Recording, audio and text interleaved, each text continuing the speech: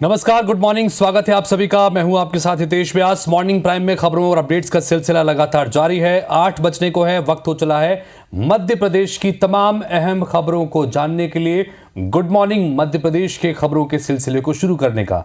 लेकिन पहले देखते हैं इस वक्त की हेडलाइंस। बीजेवाईएम का नमो नव मतदाता सम्मेलन। आज पीएम मोदी देश भर के नव मतदाताओं को करेंगे संबोधित। एमपी के 5 लाख नव वोटर्स से करेंगे संवाद। सीएम डॉक्टर मोहन यादव आज एमपी पीएससी के चयनित अभ्यर्थियों से करेंगे संवाद। 686 अभ्यर्थियों को सौंपेंगे नियुक्ति पत्र। सरकार के विजन से भी कराया जाएगा रूबरू।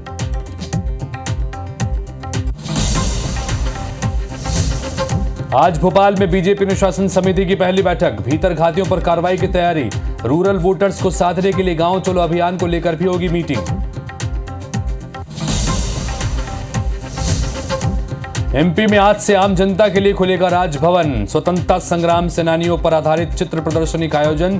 प्रदर्शनी स्थल पर लगेंगे देश की उपलब्धियों के 3D सेल्फी बूथ। भोपाल में फिर चड्डी बनियान गिरोह की दस्तक। गोविंदपुरा के शक्ति नगर में गैंग के 6 सदस्य थे मौजूद। रहवासियों ने एक संदिग्ध को पकड़कर पुलिस को सौंपा। अन्य बदमाश फरार। अयोध्या में रामलला के दर्शन का आज तीसरा दिन। मंदिर में बड़ी संख्या में जुटे राम भक्त। पीएम मोदी की अपील, फरवरी में नहीं मार्च में दर्शन करने जाएं मंत्री।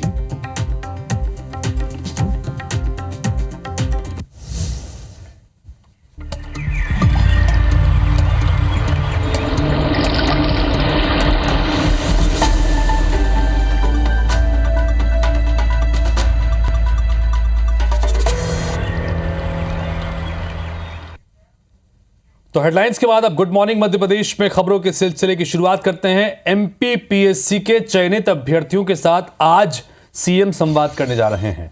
2019 और 2020 के चयनित अभ्यर्थियों को नियुक्ति पत्र सौंपा जाएगा। 686 चयनित अभ्यर्थियों को नियुक्ति पत्र सौंपेंगे सीएम डॉक्टर मोहन यादव।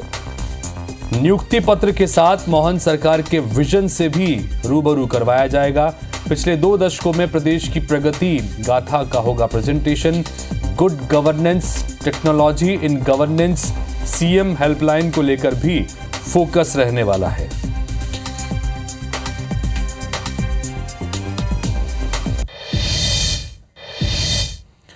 तो भोपाल से खबर, जहां पर बीजेपी अनुशासन समिति की पहली बैठक आज होने जा रही है, जिसमें विधानसभा चुनाव में भीतरघात पर कार्रवाई होगी। चुनाव में बगावत और भीतरघात की करीब 100 से ज्यादा शिकायतें मिली थी और इन्हीं शिकायतों पर कार्रवाई की तैयारी हो रही है। बैठक में प्रदेश अध्यक्ष वीडी शर्मा, संगठन महामंत्री हितानंद शर्मा शामिल होंगे। प्रदेश अनुशासन समिति के अध्यक्ष वेद प्रकाश शर्मा भी मौजूद रहेंगे।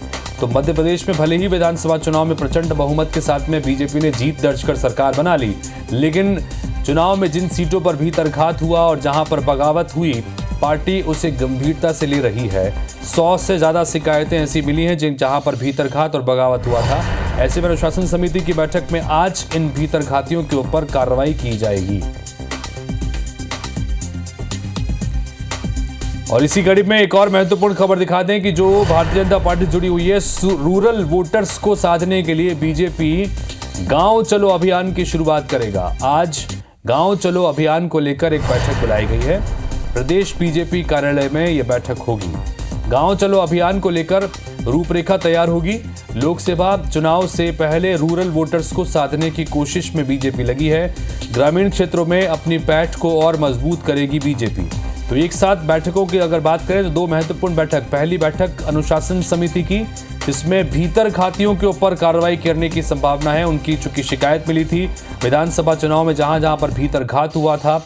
और दूसरी महत्वपूर्ण बैठक अब गांव चलो अभियान जो बीजेपी शुरू करने जा रही है, यानी कि रूरल इलाकों पर अपना फोकस बढ़ाया जाएगा। लोकसभा चुनाव में ग्रामीण इलाकों में भी वोटर्स को साधने के मकसद से इस योजना को महत्वपूर्ण माना जा रहा है। और इसको लेकर आज बैठक इस पर भी बुलाई गई है। हरप्रीत कौर हमारे सहयोगी भोपाल से जुड़ रहे हैं, सीधी उनसे बात करते हैं। हरप्रीत, दो महत्वपूर्ण बैठक बीजेपी में, एक तो अनुशासन समिति की और दूसरी गांव चलो अभियान की शुरुआत हो रही है, जिसमें रूरल इलाकों पर भी फोकस करेगी। क्या कुछ खास रणनीति के रूप में इसे देखा जाए और आज क्या क्या खास रहने वाला है बीजेपी की इन बैठकों में?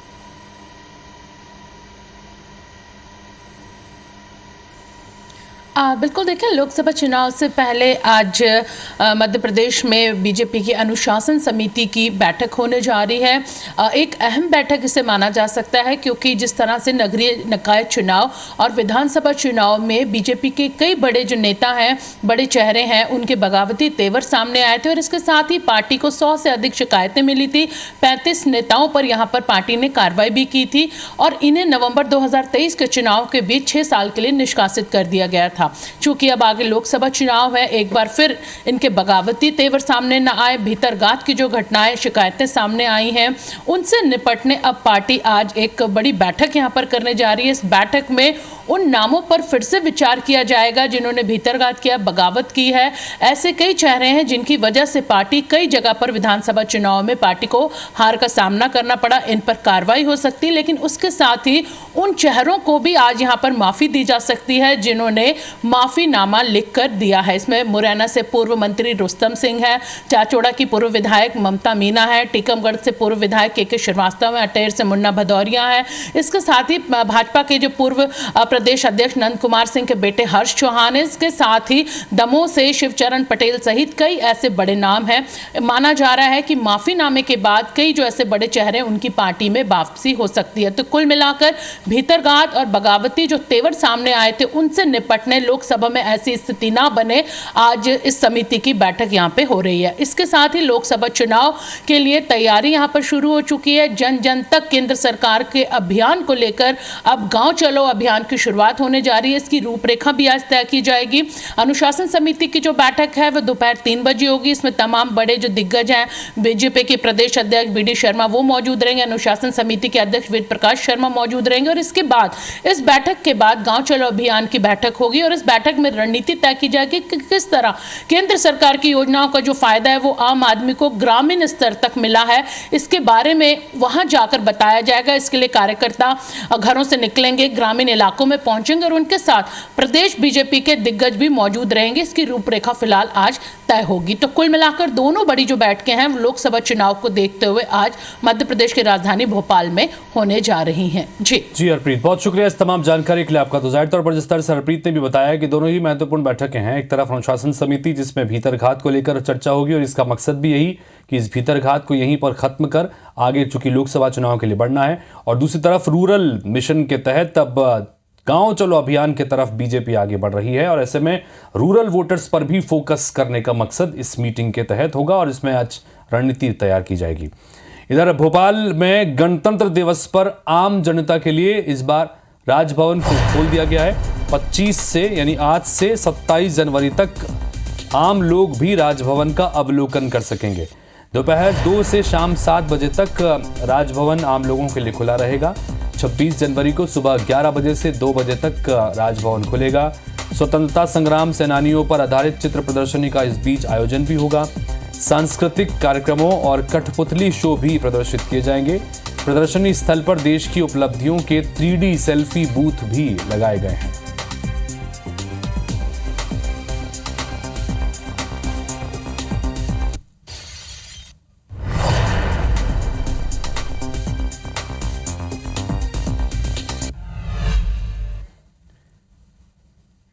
तो केंद्रीय उड्डयन मंत्री नागरिक उड्डयन मंत्री ज्योतिरादित्य सिंधिया ने बुधवार शाम को ग्वालियर के एयरपोर्ट का निरीक्षण किया। करीब 1.5 घंटे के निरीक्षण के बाद ज्योतिरादित्य सिंधिया ने कहा कि यह भारत के इतिहास में सबसे कम समय में बनने वाला एयरपोर्ट होगा। 31 जनवरी फरवरी के फर्स्ट वीक तक बनकर तैयार हो जाएगा। उन्होंने बताया कि 1 फरवरी को नई एयरलाइन आकाशा एयर की फ्लाइट ग्वालियर से अहमदाबाद को जोड़ेगी। बता दें कि राजमाता विजयाराजे सिंधिया एयर टर्मिनल का प्रस्तावित शुभारंभ फरवरी के पहले सप्ताह में तय किया गया है, जो कि प्रधानमंत्री नरेंद्र मोदी के हाथों कराया जाएगा।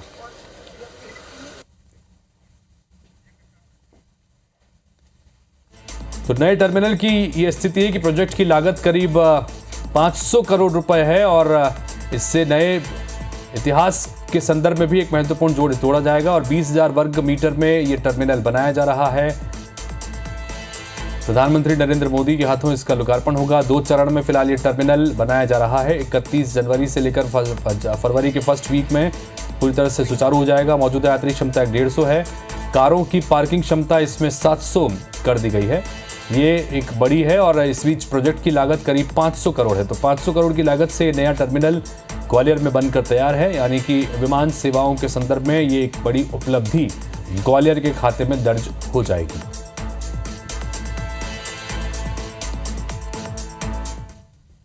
भारत के इतिहास में ये सबसे शीघ्र बनने वाला विमानतल बने। 16 अक्टूबर 2022 को गृह मंत्री जी के द्वारा, उनके करकमलों के द्वारा इस विमानतल का शिलान्यास हुआ था और हमारी कोशिश रहेगी कि 31 जनवरी या फरवरी के पहले हफ्ते तक पूर्ण रूप से तैयार हो। तो यात्रियों की मौजूदा क्षमता सिर्फ 150 है, लेकिन जब ये पूरी तरह से टर्मिनल बन जाएगा यानी कि लगभग फरवरी के फर्स्ट वीक में, तब 1500 हो जाएगी, यानी कि 10 गुना ज्यादा हो जाएगी और यही वजह है कि इसे ऐतिहासिक बताया जा रहा है। इधर इंदौर से अयोध्या के बीच नियमित ट्रेन को लेकर फिलहाल असमंजस की स्थिति बनी हुई है।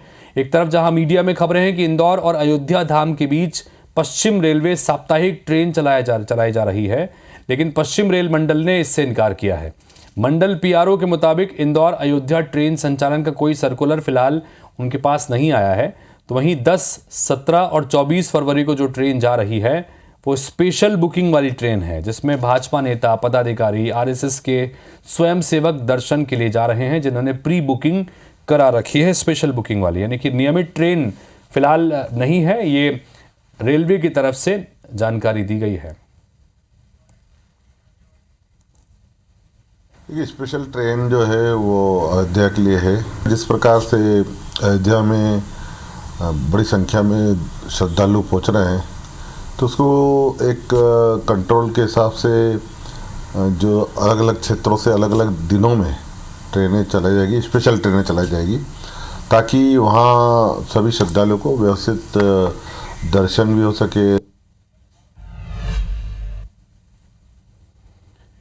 तो एमपी के पूर्व मंत्री गोपाल भार्गव का एक वीडियो सोशल मीडिया में वायरल हो रहा है, जिसमें वो धर्माचार्य प्रवचनकर्ता के रूप में दिखाई दे रहे हैं, साथ ही भजन भी गा रहे हैं। इस वीडियो में भार्गव के गाए जा रहे भजन के बोल और कथावाचक की वेशभूषा चर्चा का विषय बनी हुई है। वीडियो देखकर कहा जा रहा है कि मंत्रिमंडल में स्थान पाने से वंचित रहे पूर्व मंत्री गोपाल भार्गव अपने पुश्तैनी और मूल कर्म कथावाचन के काम पर लौट आए हैं। दरअसल राजनीति में आने से पहले गोपाल भार्गव कथा वाचन का काम करते थे, इसके चलते वे फिर सागर के गढ़ाकोटा में चल रही एक भागवत कथा के दौरान कथावाचक के रूप में नजर आए हैं। वीडियो में मंच पर बैठे गोपाल भार्गव भजन गाते हुए नजर आ रहे हैं। बता कि लगातार कैबिनेट मंत्री रहे गोपाल भार्गव को इस बार डॉक्टर मोहन यादव की सरकार में मंत्री पद नहीं दिया गया, जिससे ये वीडियो अब और चर्चा का विषय बना हुआ है। एक बार एम्बियंस भी सुनिए।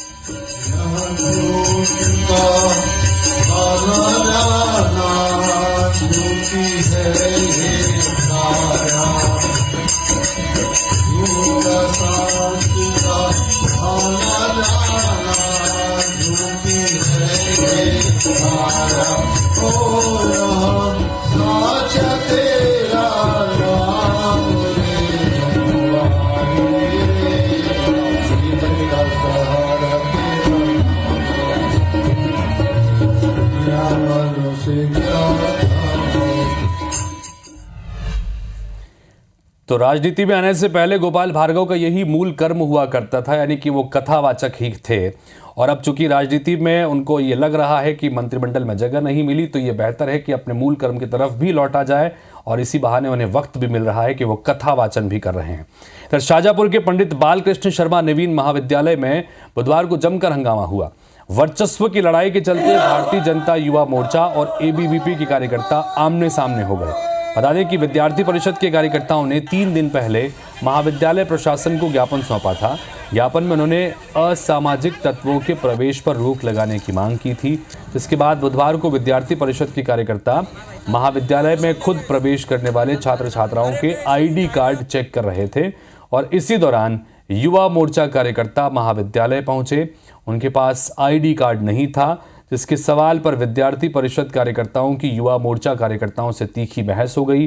पुलिस के ने मामला शांत कराने के कुछ देर बाद ही दोनों फिर से जमकर पत्थरबाजी शुरू हो गई, जिसके जानकारी मिलने पर एएसपी ने इसके बाद खुद मोर्चा संभाला। कॉलेज प्रशासन बराबर चेक करता है। हम आइडेंटिटी कार्ड और यूनिफॉर्म भी देखते हैं और टोकते भी रहते हैं बराबर, तो वो हमारी प्रक्रिया जारी है। लेकिन वो उनका था कि बाहरी लोग ज़्यादा आते हैं, फिर ये इनको बाहरी कहते हैं, वो इनको बाहरी कहते हैं, और उस चक्कर में थोड़ा सा विवाद बढ़ गया था। छात्रों का 2 गुट है और एक दूसरे गुट के विरुद्ध नारेबाजी की हरकत कर रहे थे और दोनों को समझाई दी है, दोनों गुटों को अलग अलग किया है। अभी शांति है। फिर भोपाल से खबर आ रही, जहां पर राजधानी में एक बार फिर से चड्डी बनियान गिरोह सक्रिय हो रहा है। घटना से पहले रहवासियों ने एक बदमाश को पकड़ा है। शक्ति नगर में संदिग्ध को पकड़कर पुलिस को सौंप दिया गया। कॉलोनी में मौजूद थे गिरोह के 5 से 6 बदमाश। फरार बदमाशों की तलाश में फिलहाल गोविंदपुरा पुलिस पूछताछ कर रही है। तो देखिए, चड्डी बनियान गिरोह लगातार इससे पहले भी राजधानी और उसके आसपास के इलाकों में आतंक मचा चुका है। ये चोरी करते हैं, बड़ी बड़ी वारदातों को अंजाम देते हैं और चड्डी बनियान में रहते हैं, इसलिए इस गैंग को चड्डी बनियान गैंग के रूप में माना जाता है। और यही है कि एक बार फिर से ये सक्रिय होकर कुछ प्लानिंग बना रहे थे, लेकिन इस बीच संदिग्ध गतिविधियों के चलते लोगों के हत्थे चढ़ गए। इनमें से एक को आम लोगों ने पकड़कर पुलिस के हवाले कर दिया। बाकी लोग फरार हैं और पुलिस अब इससे पूछताछ के आधार पर बाकी की तलाश भी कर रही है।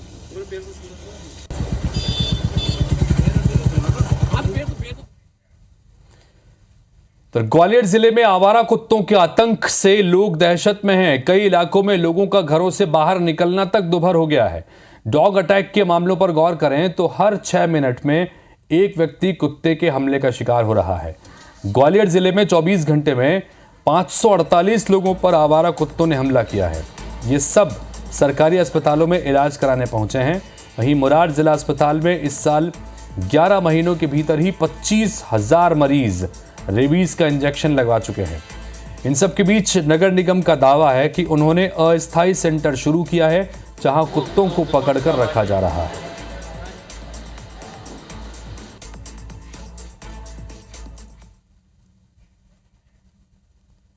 गली में बहुत ज्यादा कुत्ते हो गए, परेशान करते हैं कुत्ते के बीच में हम लोग जा रहे थे, मोड़ लिया पैर। मैं देख रहा हूँ पिछले 1 साल से काफ़ी मात्रा में डॉग बाइट के केस बढ़े हैं। इनकी संख्या कैसे कंट्रोल की जाए या फिर इनको किस तरीके से एक पर्टिकुलर जगह पे इनको रोका जाए। कि पहले जो नगर निगम में एबीसी सेंटर संचालित कर रही थी कंपनी, वो अनुबंध के शर्तों के अनुरूप उसमें काम नहीं कर रही थी, तो उसका अनुबंध समाप्त किया गया है। तभी तक के लिए व्यवस्था के लिए नगर निगम के पास जो सेंटर था उसको अस्थायी तौर पे चलाने का हमारे स्तर से प्रयास किया जा रहा है। जहाँ से ऐसी सूचना मिलती है डॉग्स की इश्यूज़ की, उनको जाके हम लोग कार्रवाई करें।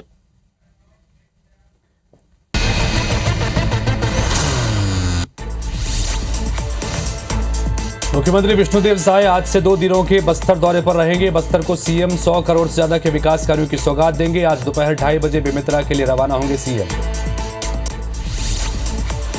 पीएम मोदी आज नमो नव मतदाता सम्मेलन को संबोधित करेंगे। छत्तीसगढ़ के 3 लाख से ज्यादा नए वोटर से संवाद करेंगे। प्रदेश के 176 स्थानों पर कार्यक्रमों का आयोजन होगा।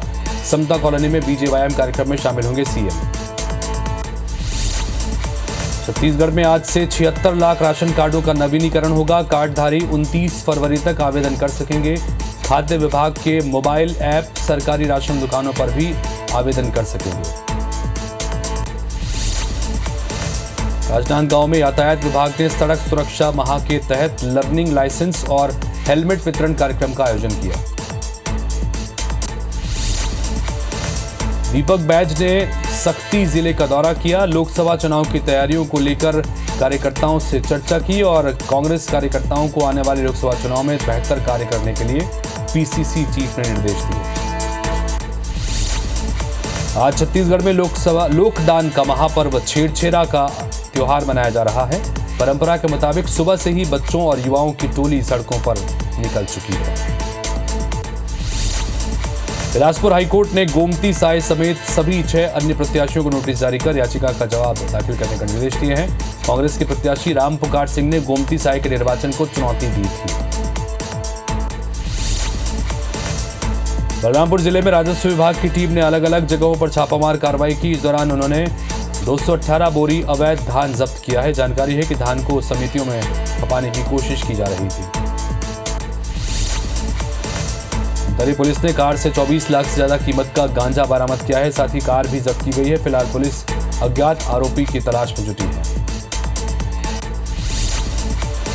धमतरी में अवैध रूप से शराब बेचते एक युवक को पुलिस ने गिरफ्तार किया है और आरोपी के पास से बड़ी मात्रा में देसी शराब जब्त की गई है। गरियाबंद में पैसे के लेन देन को लेकर छोटे भाई ने बड़े भाई के डंडे से मार मार कर हत्या कर दी, जिसके बाद पुलिस ने आरोपी को गिरफ्तार कर लिया है।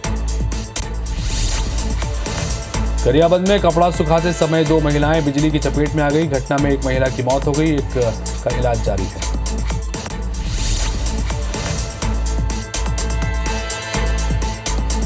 जांजगीर के चांपा में सिवनी मोड़ में हाईवा ने ई रिक्शा और बाइक को टक्कर मार दी, जिसमें 6 लोग घायल हो गए। पुलिस ने मामले में जांच शुरू कर दी है।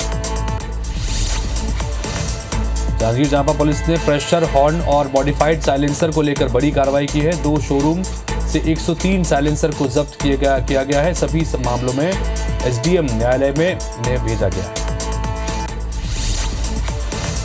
कुंडागांव के बाजार पारा में पुलिस ने हथियारबंद आरोपियों को गिरफ्तार किया है। आरोपी एक व्यापारी से लूट और हत्या की घटना को अंजाम देने की फिराक में थे।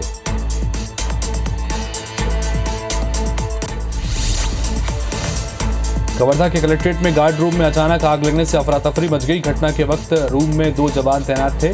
फायर सेफ्टी की मदद से आग पर काबू पाया गया। आग लगने की कोई जनहानि हालांकि नहीं हुई है। राष्ट्रीय बालिका दिवस के मौके पर केशकाल महिला बाल विकास विभाग ने कई कार्यक्रमों का आयोजन किया।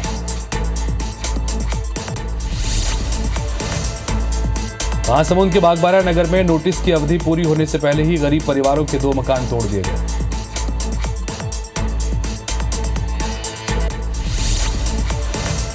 राज्य में जिला जल अभियान समिति पानी दिलवाने की महत्वपूर्ण निर्णय लिया गया, जिसके तहत जिले के 70 गांवों के लगभग 9000 एकड़ सिंचित होंगे।